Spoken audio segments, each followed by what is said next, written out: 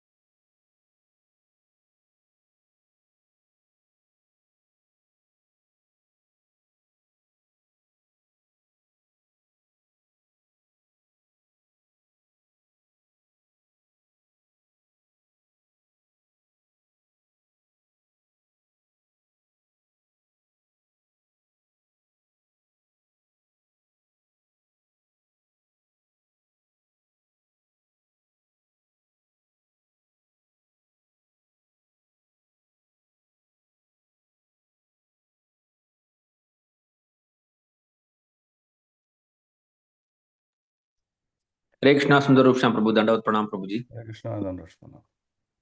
So just give me a minute, Prabhuji. I will change your display name.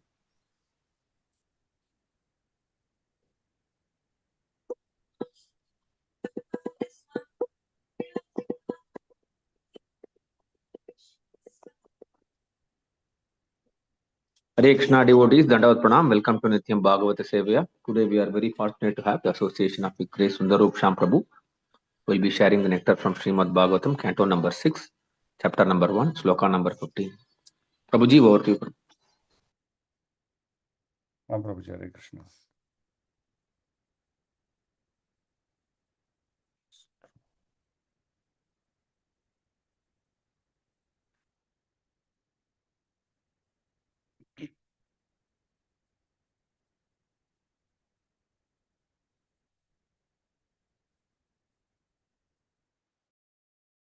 Okay. Hare Krishna, Dandavat Pranam to all.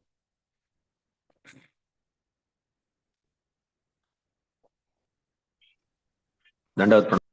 Sorry, I'm a little bit unwell, so my throat has gone for a toss. Not able to speak. Okay, So Prabhu. Please excuse me.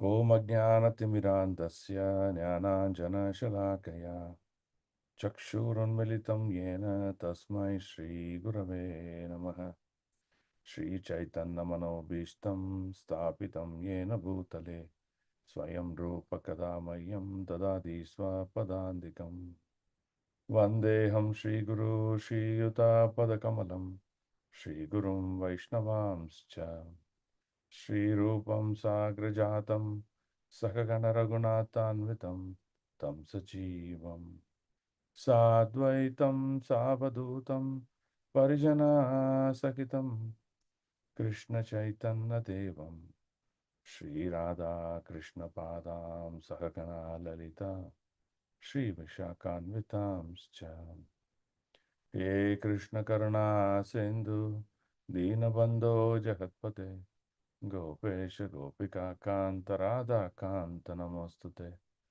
Tapta Kanchana Gaurangi Radhe Vrindavaneshwari Rishabhanu Sute Devi Pranamami Haripriye Vancha Kalpatarubhyascha Kripa Sindhubhyevacha Patitanam Pavanebhyo Vaishnavebhyo Namo Namaha Nama Om Vishnupadaya Krishna Prasthaya Bhutale Srimate Bhaktivedanta Swaminiti Namine Namaste Saraswate Deve Gauravani Pracharine Nirvishesha Shunyavadi Paschata Desa Tarini.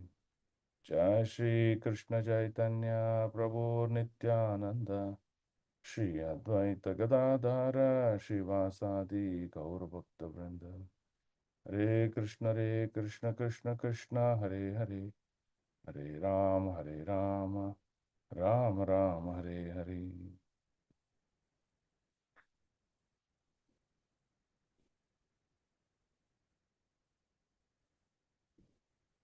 Yeah, sorry. Okay, so let me share the screen.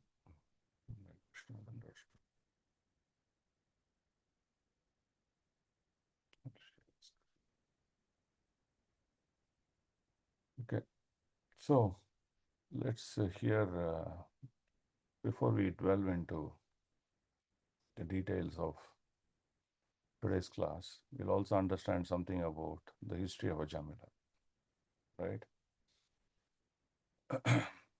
So this sloka is all about Bhakti Yoga and what is the power of devotion service. That's what we want to read today, 6.1.15.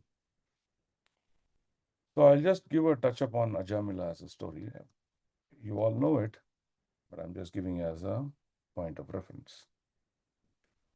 Ajamila, if you look at the first chapter relates to the history of Ajamila, was considered to be a greatly sinful man, but was liberated at the end of his life. So what made that sinful life of his get liberated is what is this entire pastime all about.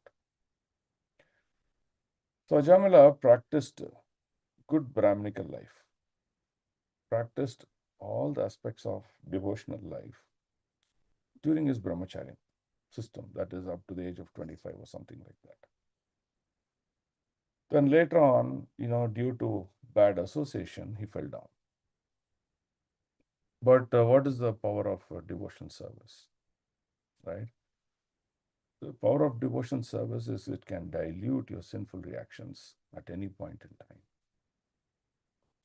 But however, if one keeps that in mind, oh, I can commit sinful actions and still practice what is called as devotion service, and I'll be fine. So that doesn't work like that, right?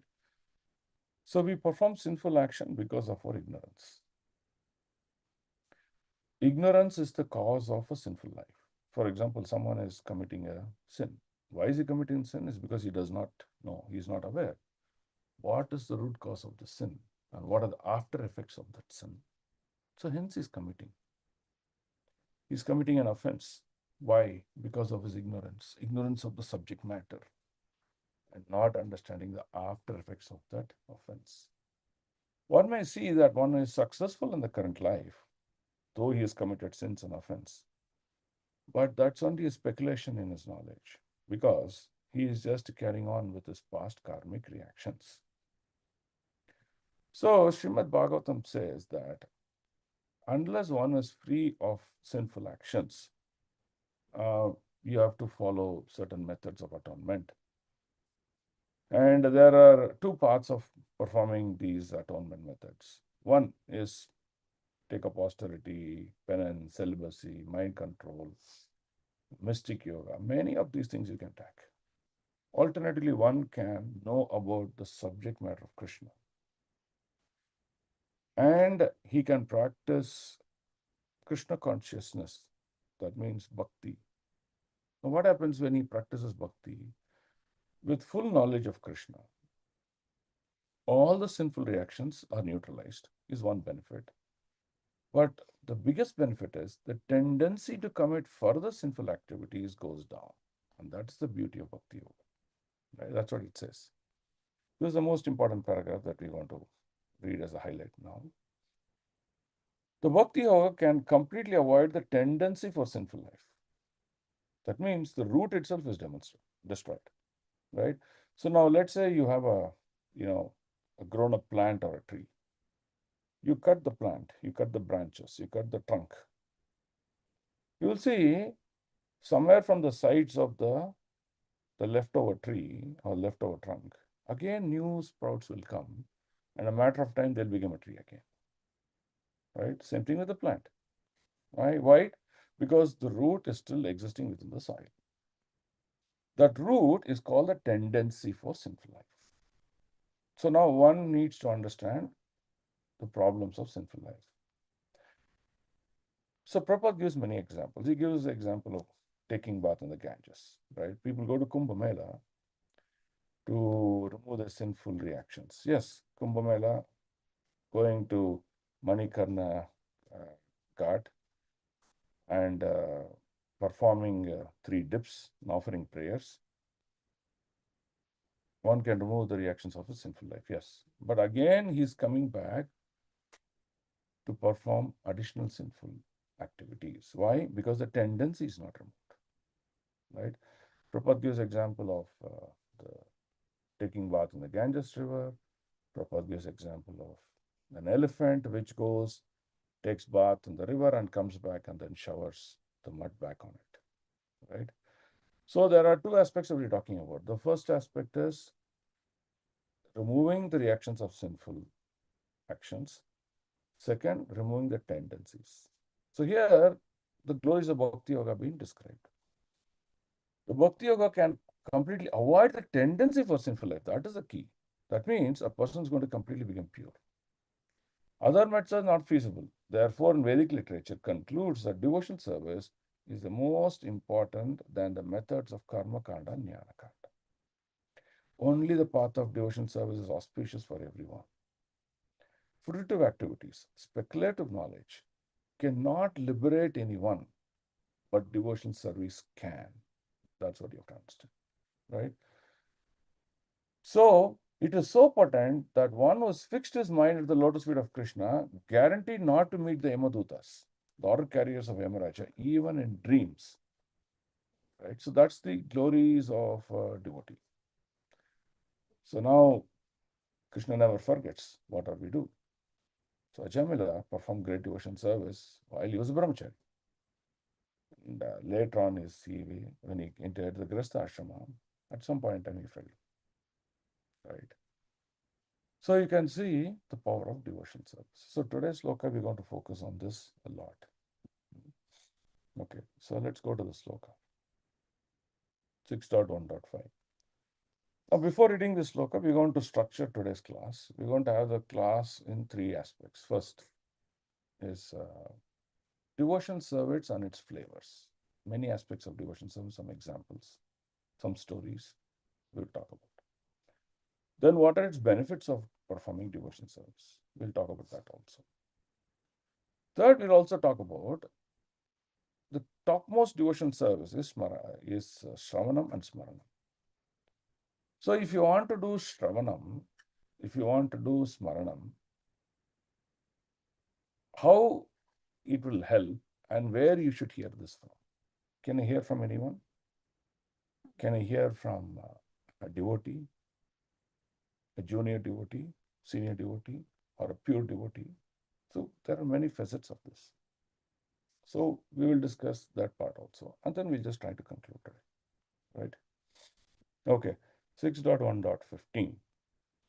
Kechit kevalya bhaktya vasudeva parayanah agam tunvanti karshneyena diharam iva bhaskara.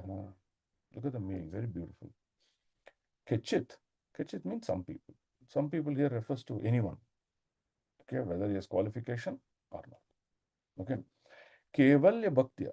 Just by simply executing unalloyed devotion service. Unalloyed means what? A devotion service is performed for the pleasure of Lord Krishna. If your action of devotion service does not please Lord, then it's not considered devotion service. Either it will have speculative knowledge or fruitive mentality or some karmic Mishra Bhakti. That's what it could be. So it says Kevalya Bhaktya. That means by executing unalloyed devotional service. That's what is the key here. Okay. Then Vasudeva Parayana. Vasudeva Parayana means what? Vasudeva means the Supreme Lord. Parayana means one is completely attached only to the service of the Lord. Nothing else. Huh? I'm not going to depend on some performing some austerity. I'm not going to depend on do some tapasya just cultivate knowledge.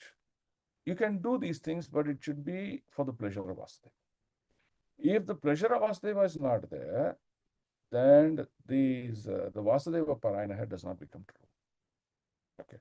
Then look at the next one. Agam, all kinds of sinful reactions. Unvanti, destroy. Okay. Katsyena, completely, with no possibilities that sinful desire will revive again. That's the key now. Right? Yeah, sinful reactions are removed. So I'm feeling much better. I'm able to lead a happy life. I'm able to perform devotion service with bliss. But if the tendency and the roots are not removed, again they will manifest. So hence it says, with no possibility that sinful desire will revive again. That is the key here. Then Niharam. Niharam is fog, Eva like, Bhaskar has sun. So Bhaskar means sun. So what does the sun do? So if you get up in the morning, especially during Magh Mas or winter season, see fog would have set in, very thick. And how much it is set in? Wherever, 360 degrees, wherever you turn, you see it's so much.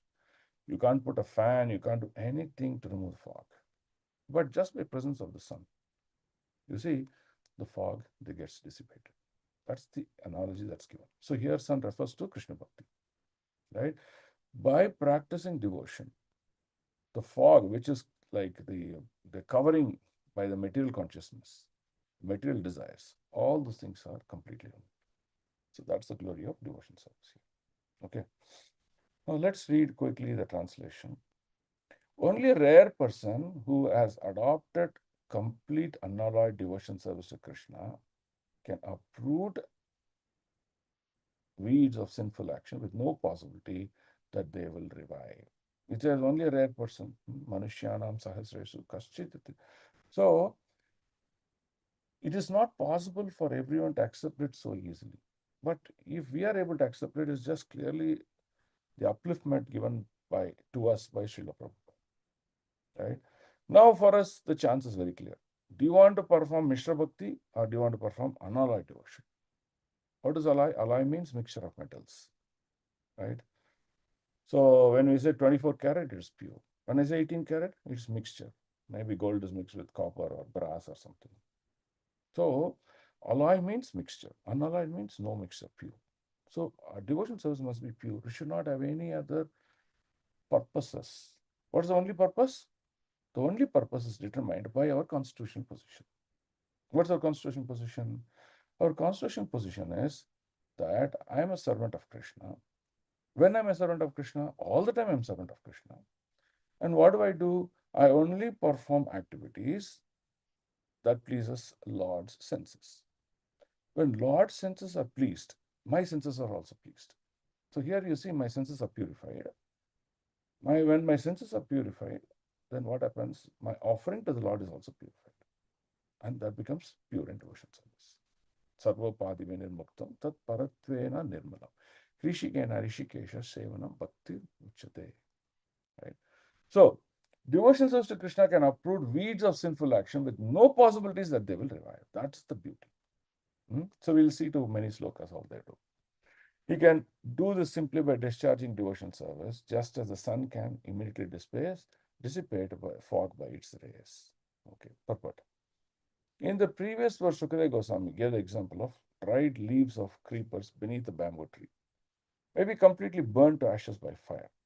Although the creepers may sprout again because the root is still in the ground, look at it. Almost the bamboo tree is gone, nothing is there, burned to ashes.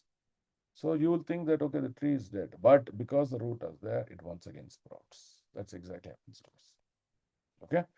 Because the root of sinful desire is not in the heart of a person who's cultivating knowledge, but who has no taste for devotion, there is a possibility that sinful desire will reappear. So if you have devotion in the heart, sinful desire will not appear. If you don't have devotion in the heart, once again they appear. So that's why you see, our sadhana bhakti must be very, very focused. Our sadhana bhakti must be well guarded also. Right? If something, an event, or someone is going to cause a disturbance to my sadhana bhakti, what I should do? I should protect myself. No. I cannot disturb my morning sadhana. I cannot disturb this. For me, this is priority. Rest comes later on. That is what is important that one should understand. In Srimad Bhagavatam 10.14.4, he says, speculators who undergo great labor to gain meticulous understanding of the material world by distinguishing between sinful and pious activities, but who are not situated in devotional service, are prone to material activities and the reactions. That means what? I may be very philanthropic. I may say, oh, this is sinful, don't drink. Drink only water, drink only tender coconut. I may say that. But because I'm not practicing devotion, I am going to get, entrapped in material activities.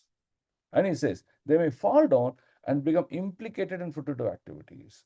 So being philanthropy is okay for now, but it doesn't help in the next phase of our life, because we will fall down into the material, because Maya is too strong. Maya contains both ignorance and passion, which it influences on us. Because we are ignorant of this, Krishna says, Janma karma chame divyam evam yoveti tatvataha. Trakta deham punarjanma. So he says, one who knows my activities, he doesn't take another birth again. So Maya does not come when our consciousness is always on Krishna. Our consciousness about talking about Krishna's pastimes. Our consciousness about remembering Krishna. So influence of Maya reduces. It doesn't attack us. But once we do not do this, we do only philanthropic activity. Oh, this is good, this is bad. Speak the truth, pay your income taxes. If you do all those things, yeah, you're a good man, but Maya is going to take you to hell. There's no doubt about it. Okay. So here it says, Bhakti Pareshanava Anubhavo Virakti Anyatracha.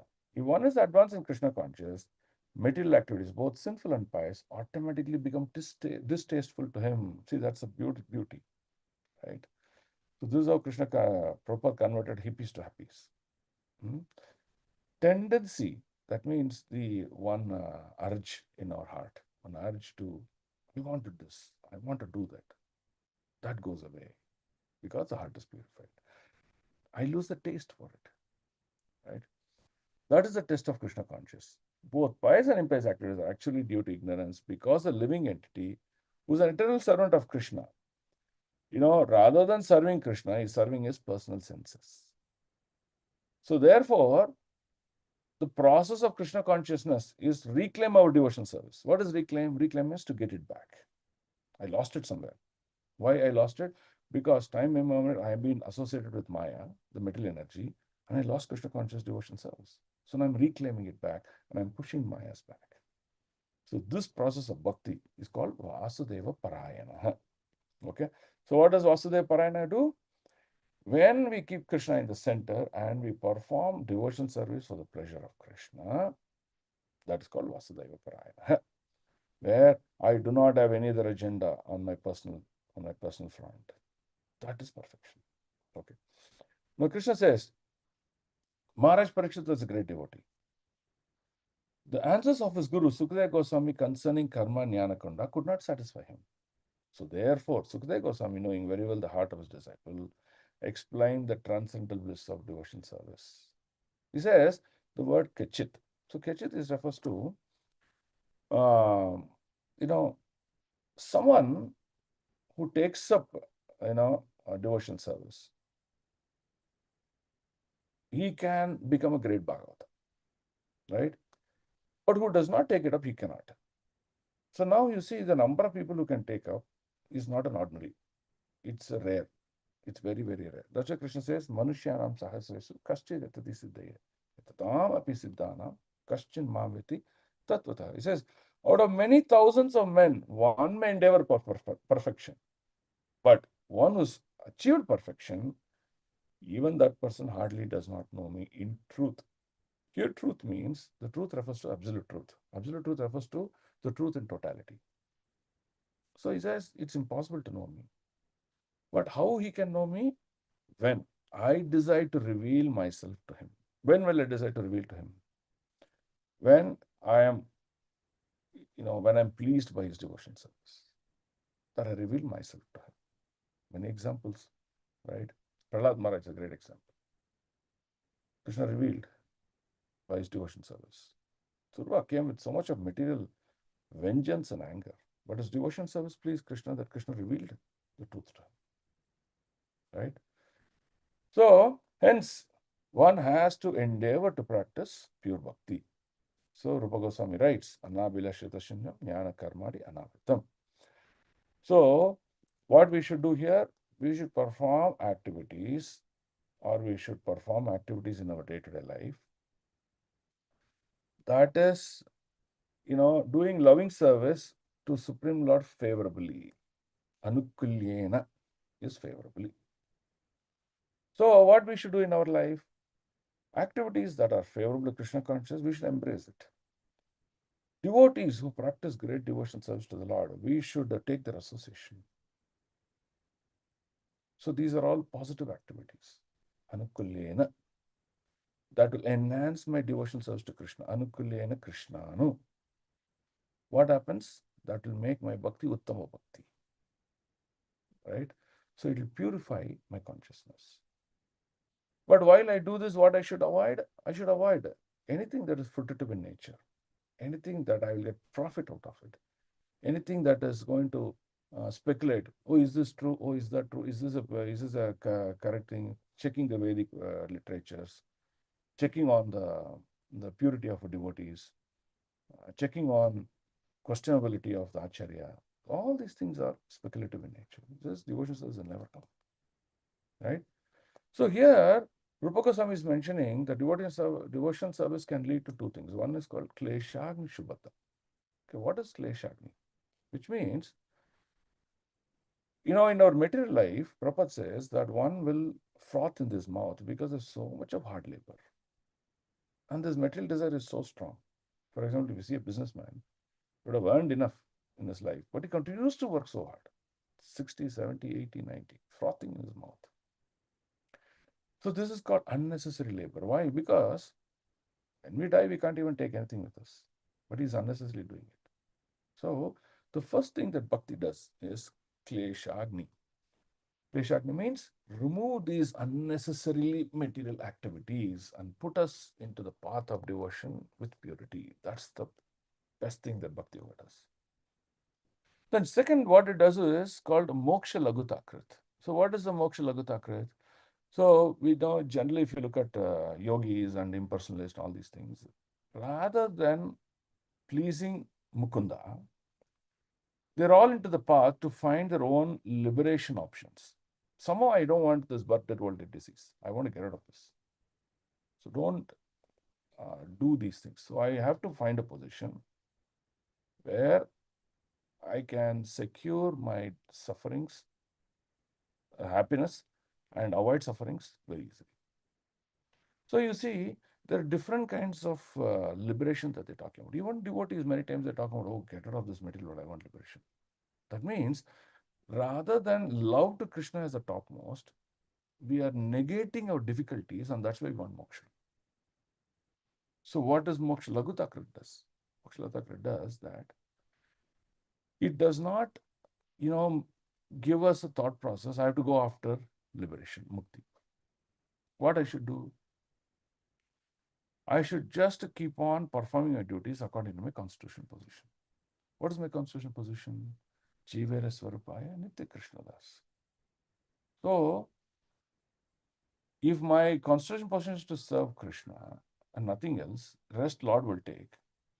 When I come into that constitutional position at all times, then I'm in the state of mukti. Mukti is not something that, I lose this body, I get spiritual body, then I go back home. That is the process of mukti. But the real mukti, understanding meaning is this. Okay. So here it says, non-devotees must undergo material hardships. But when they undergo material hardships, they're prone to sinful activities. Right. So these sinful activities are getting hard-rooted in the heart. Okay. Why? Because of ignorance. So here it says, it's going to details of these devotional activities. Now let's see these details. It is called Pataka, Mahapataka, Adi Pataka. Now they are divided into two. One is Prarabdha, Aprarabdha. So what is Prarabdha? Prarabdha are sinful reactions that are happening in our current life, in the present moment. Right? Aprarabdha refers to sources of potential suffering. What is the cause that I am suffering is happening today? So he says, when the seeds, bija of sinful reaction have not yet fructified, the reactions are called aprarabdha. Right? So every day when we perform actions, we are generating new seeds of reactions. And these seeds are embedded into our life. Some of them are sprouted, some of them not sprouted. So whatever they sprouted is whatever my current life is. I may be happy, I may be suffering, I may be suffering due to various elements in this creation. But I'm yet to suffer maybe in the future or in this birth or in the next birth. That is aprarabdha. So aprarabdha is yet to be seen. Why? Because they're yet to manifest. Okay. And it says, but they're unlimited and no one can trace when they were first planted. It, no, when it says no one can trace when it was first planted, that means I could suffer a reaction today because I planted it maybe 100 births back or 1,000 births back. So no one knows, it's time immemorial. Because of prarabdha, sinful reactions have already fructified. One can see that has taken birth.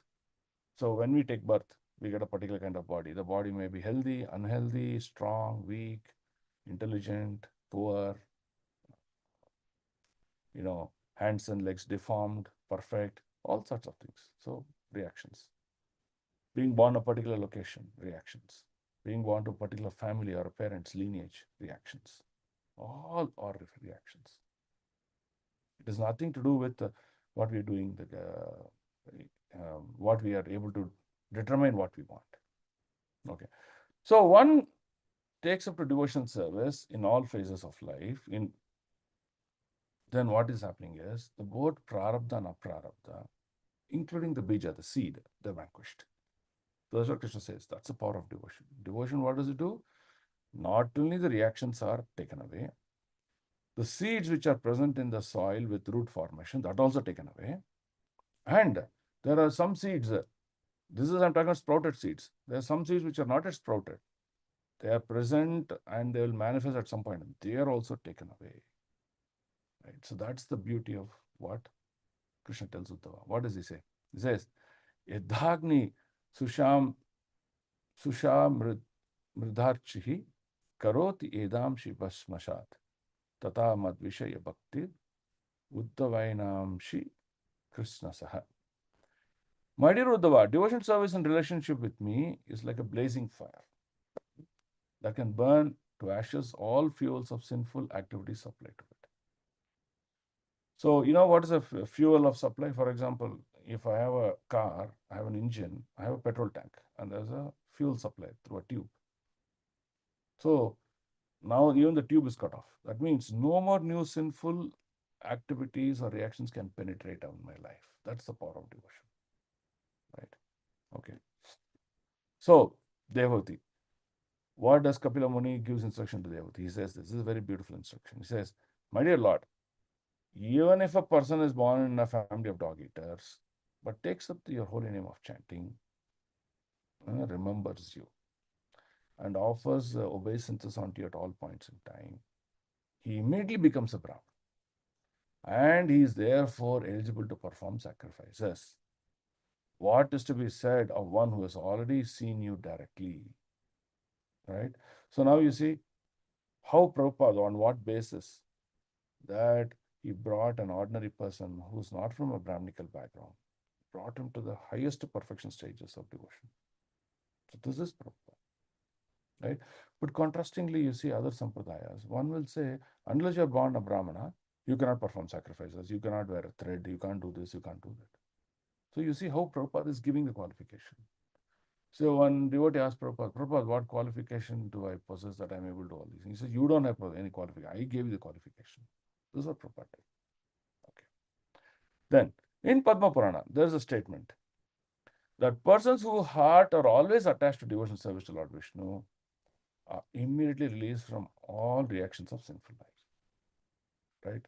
So, at every day, Prabhupada instituted the hearing of Srimad Bhagavatam. Why? Because when you hear every day Srimad Bhagavatam, it becomes a habit that I keep remembering Krishna. Look at my morning. I get up in the morning, chant. I remember Krishna. I read about Krishna. Then I go to my office to do work. Even when I'm doing that work, I'm going to remember my Krishna. I'm going to remember the pastimes, the activities, instructions of the Lord, my Acharya. So then what happens? My whole day is perfect. That is the beauty that Prabhupada constructed. Okay? So he says the reactions exist in four phases. These four phases are very important to understand. He says some of them are ready to produce results immediately. That means the sprout is just about to happen. The seeds are there, the karmic reaction is there, it's just about to happen. That means you may see until a particular date one may be fine, but next month onwards he's going to suffer some disease or some financial loss or whatever. That's what it says. It's about to produce. Okay. Some are in the form of seeds. What's the here meaning of seeds means? Generally when we get seeds, we keep these seeds in a storage. When you keep in the storage, maybe with some gas or some liquid so that it doesn't sprout, that means they are in the warehouse. These seeds won't sprout for now. So they call form of the seeds. Okay. Some are unmanifested. Some unmanifested means the seeds are sown into the soil, but they're yet to, no, sorry. So seeds are manifested means we have committed an action, but the reactions are yet to happen, and that is called some are unmanifested. But it will happen. And some are current. Some are current means what is already manifested and shown in the form of a reaction for which we are suffering. All such reactions are immediately nullified by self. That means the four types of seeds or position for sinful reactions are all nullified by practice of devotion. That's the glory of devotion. When devotion is present in one's heart, his desire to perform sinful activities have no place there. Sinful life is due to ignorance, which means forgetfulness of one's constitutional position. Whenever we forget that I'm a servant of Krishna, then we are going to be ready to perform sinful activities. If you always remember, I'm a servant of Krishna, can I do this? No, I can't do that. That's our constitutional position. A lot of us we forget. Of course, Krishna said, I am the cause of forgetfulness and remembrance. But we, rather than doing the remembrances, we have more forgetfulness. And hence we forget our constitutional position. We become the boss rather than becoming the servant. Right? So, when one is fully Krishna conscious, he realizes that he is God's eternal servant. And that's the key here. In this regard, Jiva Goswami comments that bhakti may be divided into two divisions. He talks about two types of bhakti. One is called santata, another is called kadachitki. Okay, what is santata?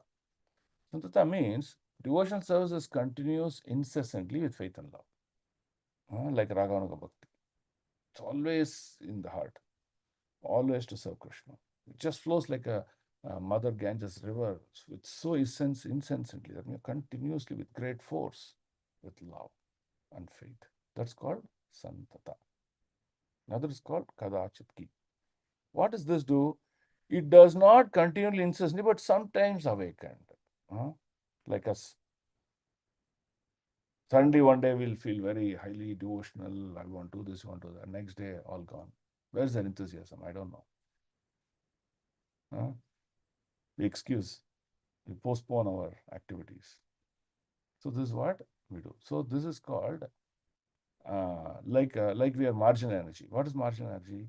So for example, a crocodile can live in water, can live on shore, right? Sometimes you live in water, sometimes you live in shore. So like that, we are also marginal. Sometimes you want to live in Yogamaya potency. Sometimes you want to live in Mahamaya potency. So devotees are always oscillating.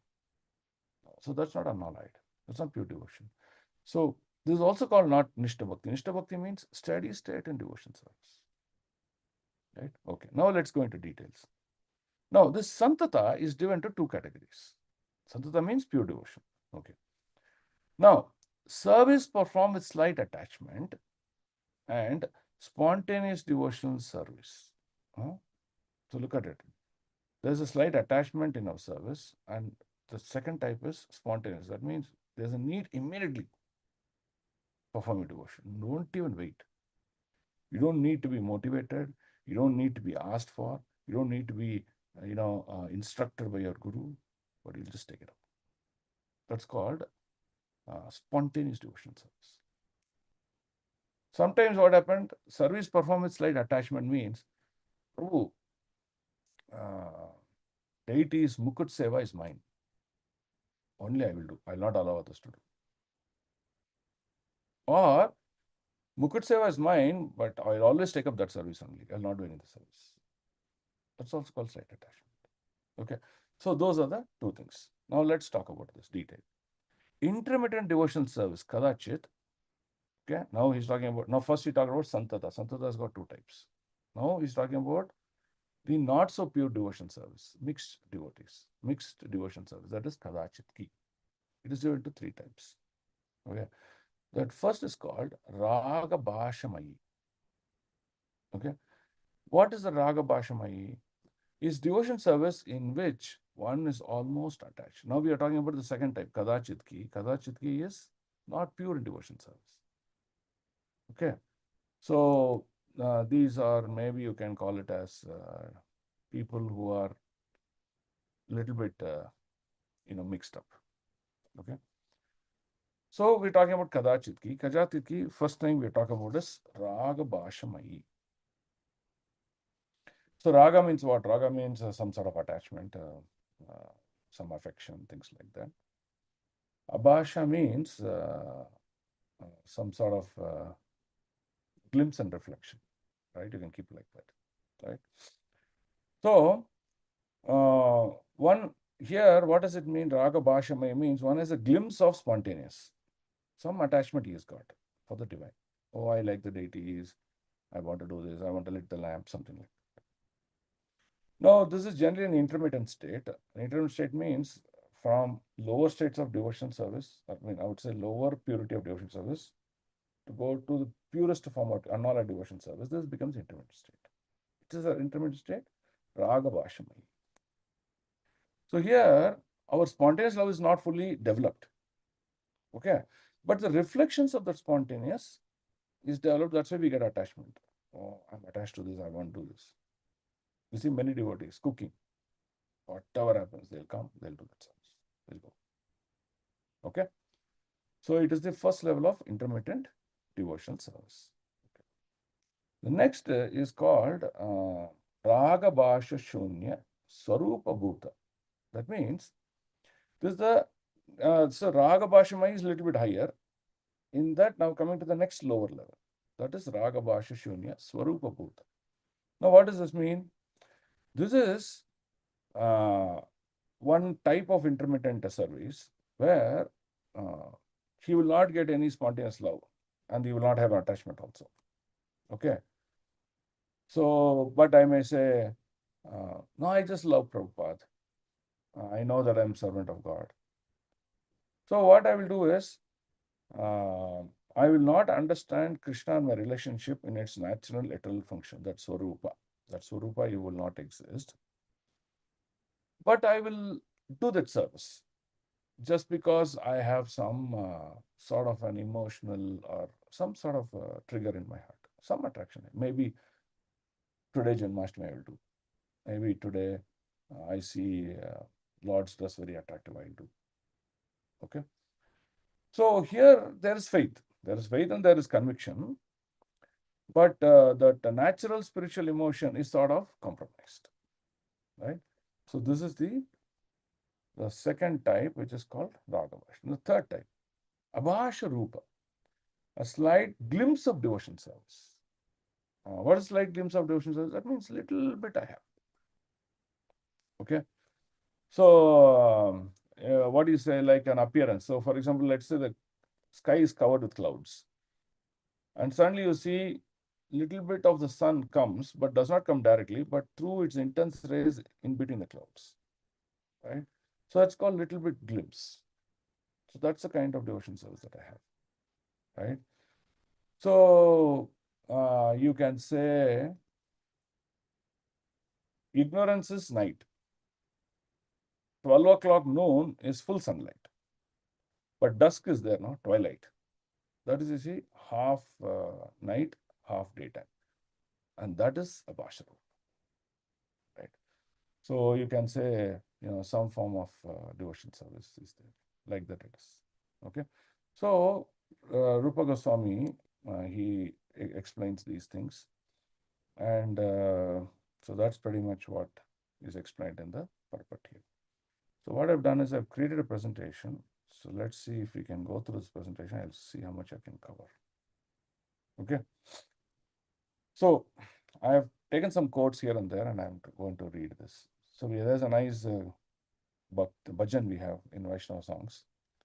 So this bhajan, look at this bhajan, it's very beautiful. It says, Hari sada vase tatra yatra bhagavata jana gayanti bhakti bhavena Hari namaiva kevalam. Okay. Now look at this. Hari sada vase tatra. It means the sada refers to always. But what is this Hari sada vase tatra means? He says, Hari will always stay. Hari will always stay in the place where Gayanti Bhakti Bhaven. Right? What is Gayanti Bhakti Bhavena? It refers to wherever my glories are sung, wherever devotees are remembering me, calling out my names. Hare Namaiva Kevalam. Right? That is the place I will be there. So you see, power of devotion. Power of devotion is so much that Hari himself descends and stays there. Hari does not come to a place where devotion is not performed. So this is the first beauty of this sloka that you have to understand. Okay.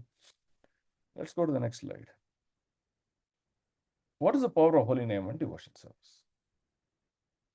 Okay, so here the example is we have taken the light. Okay, so there is a energy meter which is connected to power source. Now I'm connecting this flashlight to this energy meter, and you see the light is glowing. Okay. Now if somewhere, if the wire between here or there is disconnected, you will see the bulb doesn't glow, but it just exists as a bulb.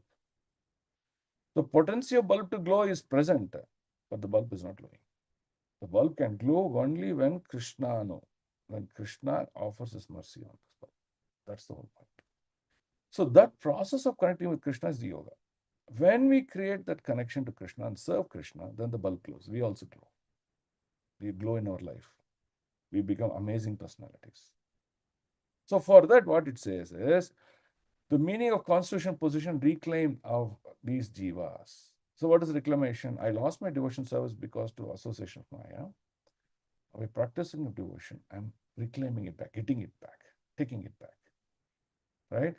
So what is my devotion service here? Constitutional position. What's constitutional position? Understanding, remembering all the time. I'm servant of Krishna.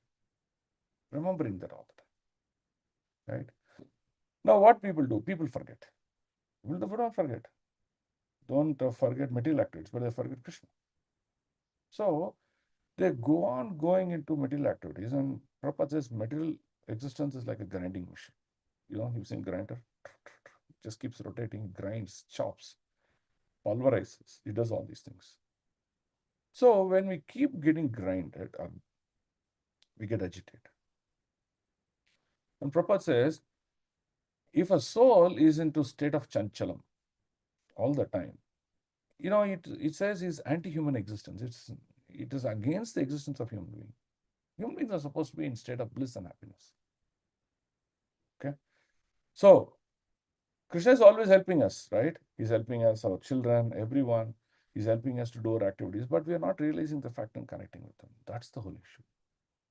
So remember the example of the flashlight, the bulb, and the source of the energy is Krishna. When we connect, we glow. When we don't connect, we don't glow. Okay.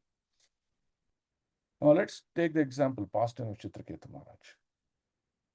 When Chitraketu Maharaj laughed and he descended, seeing the posture of Mother Parvati on the lap of Lord Shiva, Parvati cursed. But when someone curses, we'll be crying and shaky and then trembling, right? But what happened to Chitraketu Maharaj? He was happy. He was smiling. So why? Prabhupada writes. This is a beautiful verse. He says, Narayana parahas sarva sarvena kutaschana bibhyati swarga pavarga narakeshva apitulyartha darshinaha. Devotees solely engaged in devotion service of the Supreme Personal Godhead, Narayana, never fear any condition of life. That is the key point. For them, heavenly planets, liberation, hellish planets are all the same. Such devotees are interested only in service of the Lord. So why Chitraketu now smiled? He says, I'm always in service of the Lord. Whether you curse me that I go to Naraka, whether I take a different body, or when I go to Swarga, wherever it may be, I don't care because I'm always in remembrance of the Lord. And this is the position. So devotees who are always in remembrance of the Lord, they need not fear about the challenges and turbulence of this material or tribulations of this material world. That is the key. If someone is lamenting, oh Prabhu Nangingaito, oh Prabhu, I'm going through difficulties like this, all these problems, that means he's not remembering Narayana. Tell him to remember Narayana. Tell him the key slokas for him to recite and remember Narayana. Ask him to chant more. That will be perfection of life for him. So this is the solution. This is not the solution. Right? So here the curse was what? Curse, you will become a demon. Still he was happy. Doesn't matter. Right? That is the consciousness of Chitraketu. Okay. So now I'll just tell you a short story about this human mind. How material desires keep on making us to become greedy.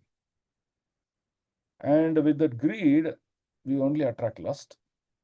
And with that, we go away from devotion. Okay. So Narada Muni was once walking on the road. Okay. And there was a beggar on the side of the road.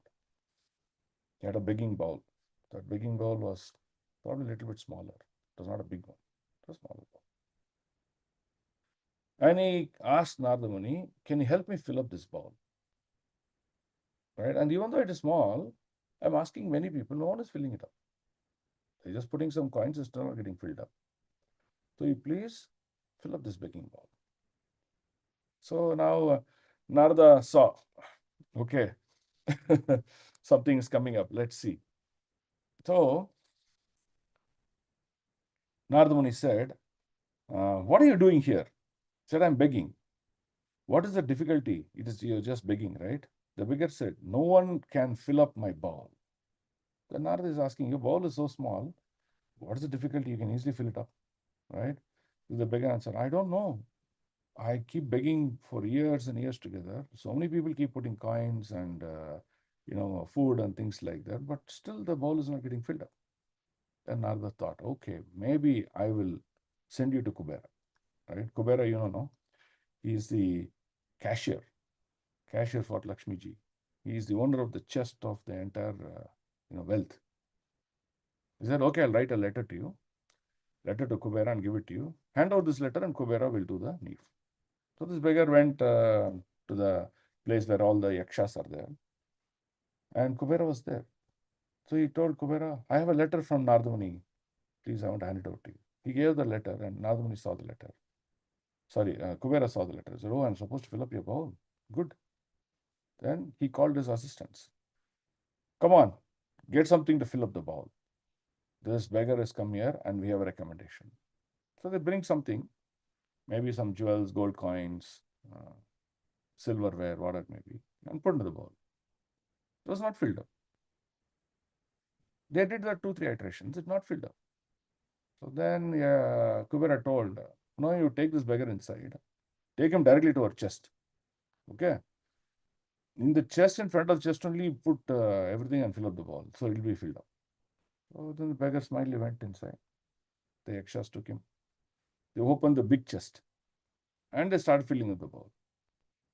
Half the chest was emptied. Still the small, bowl that he had, the begging bowl, is not full. Oh, what is this? Then they called Kubera. Kubera said, no, empty the chest. Empty the entire treasury. I want the bowl to be filled.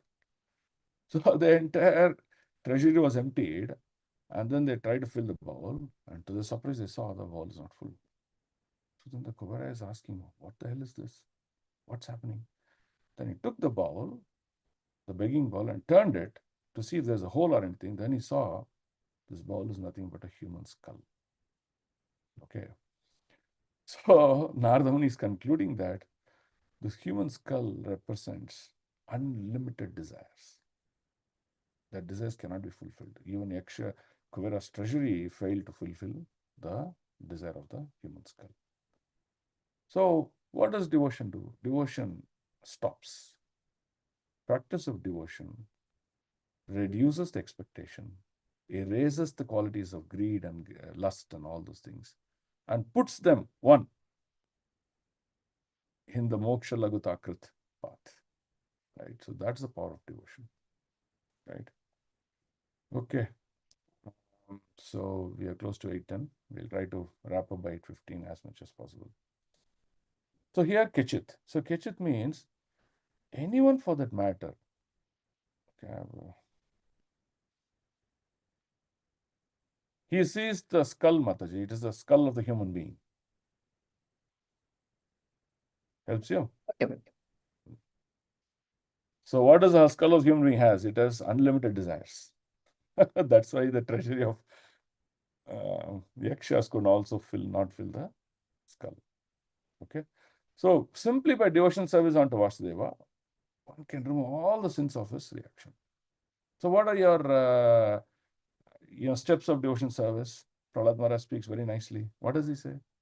Praraduvaja, Shravanam Kirtanam Vishnu, Smaranam Pada Sevanam, Archanam Vandanam Dasyam, Sakyam Atma Nivedanam. Right?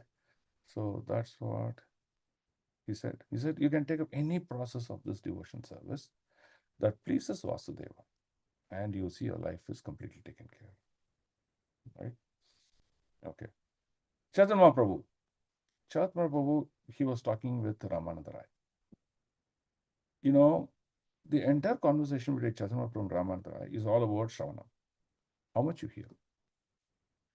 If you keep hearing the Supreme Personal Godhead, Ramananda Rai concluded that one can even conquer that Supreme Personality Godhead. That is the beauty. That is the beauty of Shravana. Right?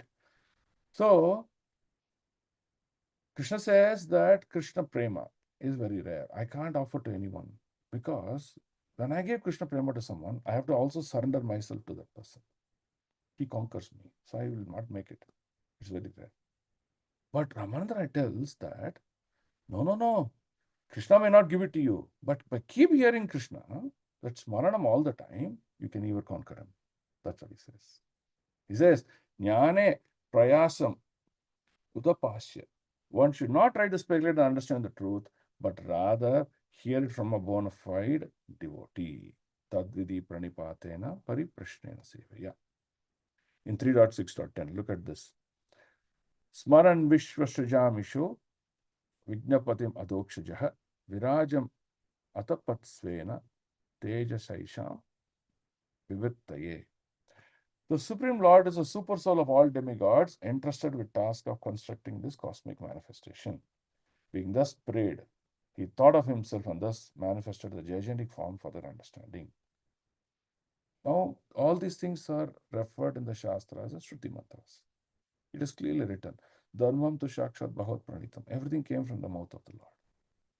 What is there to speculate? Just accept. And when you accept, what happens? Two things happens. The first, you understand that Krishna is Supreme Personality Godhead. Second, you understand your constitutional position. What's your constitutional position? Oh, Krishna is this, I am this. Krishna is Vibhu, I am Anu. So Anu's duty is to serve the Vibhu. So then what do we do? I understand my constitutional position. Serve Krishna. Keep Krishna in my life, do it. But we don't have such faith and understanding the scriptures, we keep speculating. And hence, you see, the problem comes. Okay. I'll go to the next sloka. In the first part, I already spoke. It also is said that you should hear transcendental subject from devotees who have seen the truth, but you should not hear transcendental subject from non-devotees. Itihasam imam punyam chitraketur mahatmanah. Mahatmyam Vishnu bhaktanam shruta bandhat vimuchyate. It is said that, for example, the pastime of Chitraketu. You can see Chitraketu was a great devotee Mahatma. If one hears the performance or the life and story of Chitraketu from a pure devotee, Bhagavatam concludes that the listener is freed from the conditional life of material existence. That is the power. Look at the power of Smaranam. In the previous page, we saw power of Smaranam, of hearing the pastimes of the Lord directly. Now, I'm talking about next. Hearing the pastime of his devotee also, one get purified. That is the beauty of devotion service. So the devotion service is the Lord and his devotees. Now, so 5.18.12. Yaschata bhaktir bhagavati akinchana sharvair gunaistatra samasate suraha harau abhaktasya kuto mahadguna manoratena sati davato bahihi. All the demigods and their exalted qualities, such as religion, knowledge, and renunciation, become manifest in the body, one who developed unalloyed devotion to the Supreme Person of Godhead. Look at this is the beauty. We have seen that all the 3.3 crore Ihadevatas live in the body of the cow. But look at it. This sloka concludes that one who performs devotion service, all the Ihadevatas live in the body of that person. On the other hand, a person devoid of devotion service, engaged in material activities, has no good qualities. Because here Vasudeva is present, there Vasudeva is not present. Even if he is adept to practice of mystic or honest endeavor, maintaining his family relatives, he must be driven by own mental speculation. So there is no use and there is no good qualities in that person. Why? Because he is going to associate with the three modes of material nature. Right? So hence, you see, to become Bhakta is not so easy because there's so much of disturbances today. But take shelter. Take association of other devotees. Take shelter of your Guru. You can practice devotion nicely. Kaschid Vitimam Tattvataha. So here, Kevalya. Kevalya means pure. That is Shuddha Bhakti. What is Shuddha Bhakti? Shuddha Bhakti means one who does not desire of anything else except keeping Krishna in the center of his life. Okay. Now, this is a very beautiful paragraph that I want to read for all of you. Okay. I will read this paragraph and I'll end today's session. Arjuna was a warrior soldier, a great warrior soldier. If you read Mahabharata, you'll see he went to different planets and acquired many, many weapons. He learned Shastra and one of the topmost guru. Okay, he's coming with a great lineage. So all good qualities of Arjuna. No black spot. But before the sloka, Tadvidi Pranip, before the sloka, Shishyasteham Swadimam Tvam Prapannam. Before that sloka happened, what is Arjuna's position? Arjuna saw him as a soldier, as a king, as a warrior, and he was not willing to fight with his cousins and guru and grandfather and all those people. So he was speaking philanthropic. But what happened? Krishna told him, you fight, you do it, don't worry. He said no. So Arjuna was not willing to fight. But when Krishna spoke the Gita, what happened to Arjuna? No, Arjuna became purified. Arjuna, when he became purified, then Arjuna, he says, look at this sloka, replied, Nasto moha smritir labda karishye vachanam tava. Now I'm quite perfectly sit in knowledge. Which knowledge? Manmana bhava madbhakto madhyajimam namaskuru mam evaishashi yuktva atmana matparayana. He is perfectly situated in this knowledge. Right? Then he said, I am in quite a knowledge, I shall execute your order. So this is mukti. This is called liberation. Prabhupada defines this as liberation. Liberation not about getting spiritual body and going. Whether you're in material world, whether you're in spiritual world, you're already liberated. That's the state of consciousness. Okay? So the conclusion is, when we are prepared to execute the order of Krishna, we are in the platform of liberation. If we are not prepared in the platform of Krishna's orders, then we are not in the platform of liberation. So that's the power of devotion service, and that's the message that Srila Prabhupada gives. Okay. So I will end I have prepared many more slides. So I'll end here because of time restrictions. This one topic is so powerful that one can keep on discussing about devotion service unlimited. Okay. Thank you. Grandhara Srimad Bhagavatam ki Jai. Any questions, please? Hare Krishna Prabhuji, thank you very much for the wonderful share, Prabhu. I request the devotees to share the comments or questions or reflections, please. Hare Krishna Prabhuji, Danot Pranam. That A wonderful class, Prabhu. A very cool, composed class. And we want to hear more and more from you, Prabhu. Hare Krishna. And always Guru and Gauranga bless you and your family. Hare Krishna. all glory to Srila Prabhupada.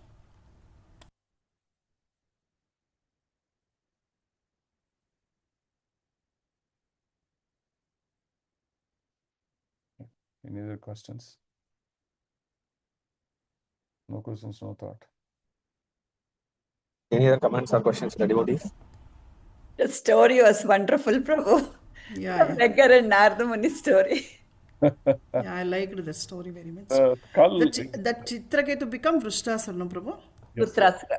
Yeah, Vritasura.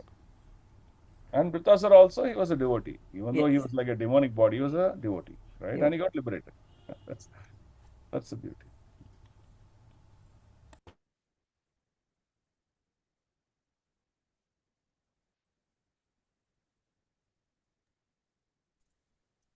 Any comments or questions from the devotees before we wrap up the session? Prabhuji, I think there are no questions. So again, thank you very much, Prabhu, for the wonderful class. Despite your health issues, you gave us the time. We'll end today's session with Vaishnava Pranam, Prabhuji. On Chakal,